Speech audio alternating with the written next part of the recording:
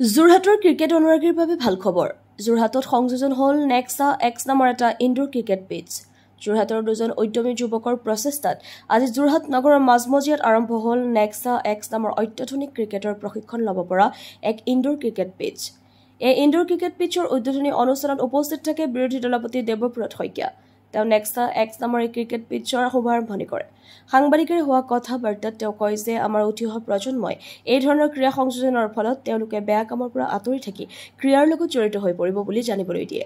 আজিৰ এই অনুষ্ঠানটোত তিতাবৰ বিধায়ক ভাস্কৰ বৰুৱা, প্ৰাক্তন পৌৰপতি প্ৰশান্ত বৰা, পল্লৱী গগৈকে আদি কৰি ভালেকেইজন ব্যক্তি উপস্থিত থাকে।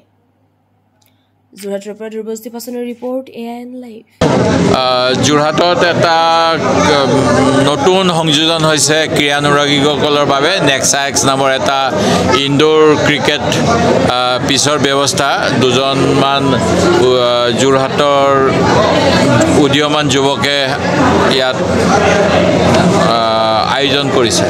মই তেওঁলোকক শুভেচ্ছা জনাইছোঁ। আজি তেখেতসকলে এইটো মুকলি কৰিছে। আৰু কিছুদিন আগত আমাৰ সদায় কিছুমান নিগেটিভ খবৰ আহে, কিছুমান ভাল খবৰ আহে। যোৰহাটত ড্ৰাগছৰ বহুত পয়োভৰ হয় আগৰ পৰা, সেইটো গম পাওঁ আমি। এতিয়া অন্য একো নহ'লে মনবিলাক বেয়া কামত গুচি যায়। এতিয়া এনেকুৱা ধৰণৰ ভাল ভাল ফেচিলিটি কিছুমান আহিলে সেই বেয়া কামবিলাকৰ পৰা উঠি অহা প্ৰজন্ম আঁতৰি থাকিব বুলি ভাবোঁ। আৰু সেই গতিকে এইটো কৰাৰ কাৰণে মই উদ্যোক্তা কিষাণু আৰু তেওঁৰ বন্ধুক ধন্যবাদ জনাইছোঁ, এনেকুৱা এটা ভাল পদক্ষেপ আমাক দিয়াৰ বাবে। আৰু দ্বিতীয়তে আমাৰ হিয়াৰ আমঠু শিল্পী জুবিন গাৰ্গ ডাঙৰীয়াও সদায় এটা কথা কৈছিল, পথাৰ আমাৰ, বজাৰ আমাৰ। ঠিক তেনেকৈ তেখেতে যুৱকসকলৰ কাৰণে সদায় কিবা কিবি চিন্তা কৰিছিল।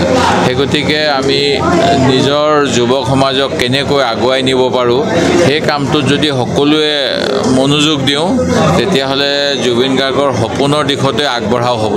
মই সেইটো কাৰণেও ভাল পাইছোঁ যে আমাৰ এনেকুৱা ধৰণৰ নতুন নতুন কথাবিলাক উঠি অহা চামে চিন্তা কৰিছোঁ।